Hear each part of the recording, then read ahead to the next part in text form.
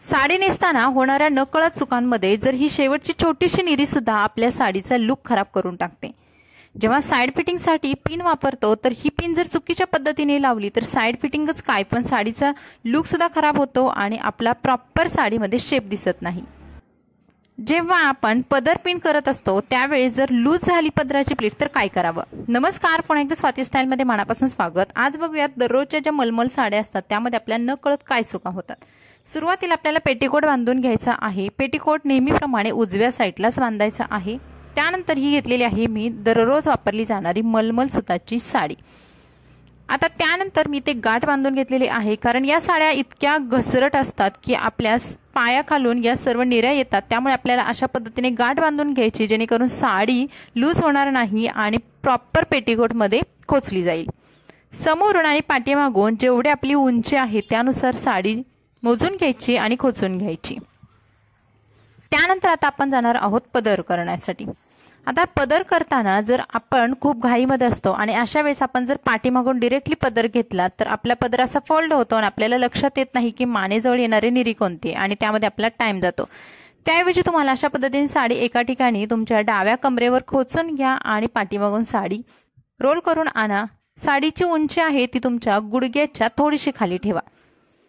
त्यानंतर आता आपण करणार आहोत पदर। आता पदर करताना सुद्धा भरपूर मैत्रिणींना समजत नाहीये की ज्या ब्लाउजवरती आपल्या भरपूर साऱ्या पदराच्या प्लीट येतात तर त्या कशा येतात। तर तुम्ही ही सुद्धा मेथड वापरू शकता। एका हातामध्ये पूर्ण साडी धरा आणि दुसऱ्या हाताने छोट्या छोट्या प्लीट्स करा। आता या प्लीट्स कमी जास्त झाल्या तरी चालतात, कारण वरची प्लीट जर तुमची व्यवस्थित आली तर आतमधल्या प्लीट्स कमी जास्त झाल्या तरी सुद्धा त्यामध्ये झाकल्या जातात। आता इथे होणारी पहिली चूक म्हणजे आपण जेव्हा असं पदर पिन करतो ब्लाउज सोबत आणि ही प्लीट जेव्हा खाली घसरते त्यामुळे आपल्या साडीचा लुक खराब होऊन जातो। तर आपल्याला काय करायचं आहे, आपलं जे मानेचं हाड आहे तर तिथे जाऊन त्या साडीचा छोटासा फोल्ड करायचा आहे आणि दुसऱ्या एका पिनाने हा फोल्ड ब्लाउज सोबत सिक्युअर करून घ्यायचा आहे। आता तुम्ही बघाल तुमची साडी बिलकुल हालत नाही किंवा मानेजवळ येणारे प्लीट लूज सुद्धा होत नाही। त्यानंतर होणारी दुसरी नकळत चूक म्हणजे साइड फिटिंग करताना आपण जी पिन वापरतो तर पिन भरपूर मैत्रिणी अशा मध्यंतरी लावतात आणि त्या साडीच्या प्रॉपर काटाला लावत नाहीत।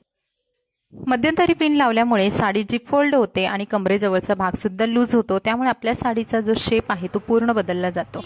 त्यामुळे ही चूक आपल्याला करायची नाही। तर नेमकं काय करायचं आहे आणि पिन कुठे लावायची हे आपण बघूयात। जर साडीमध्ये छान साइड फिटिंग दिसायचं असेल तर तुम्हाला साडीची ती पिन काढून घ्यायची आणि साडी थोडीशी पोटाच्या दिशेने वरच्या साईडला उचलायची आणि त्यानंतर थोडं उजव्या पायावरती जाऊन आपल्याला तिथे पिन लावायची। आता पिन लावताना साडीचा जो काठ आहे, बॉर्डर आहे, त्याच्या पूर्ण बाजूला अशा आपल्याला लावून घ्यायचं आहे, म्हणजे मध्यंतरी अशी पिन लावायची नाही।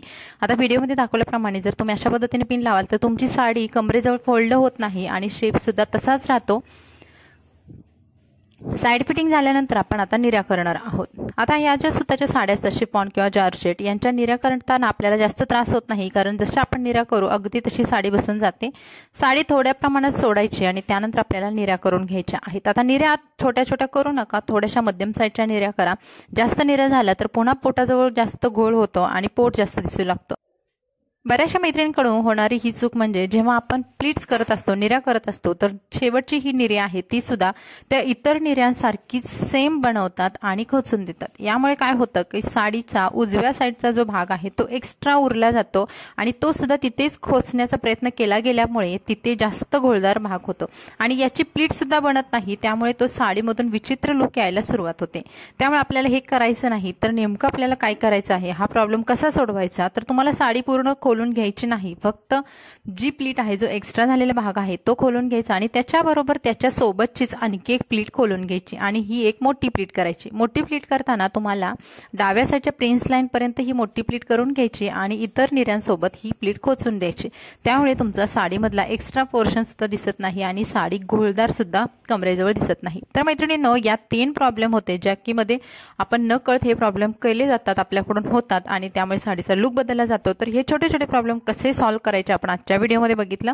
तर हा व्हिडिओ तुम्हाला कसा वाटला कमेंट्समध्ये नक्की सांगा। आणखी कोणते प्रॉब्लेम साडीविषयी असतील तर कमेंट्समध्ये नक्की विचारा। व्हिडिओ आवडला लाईक करा, चॅनलला सबस्क्राईब करा। भेटू नवीन व्हिडिओमध्ये। Bye bye.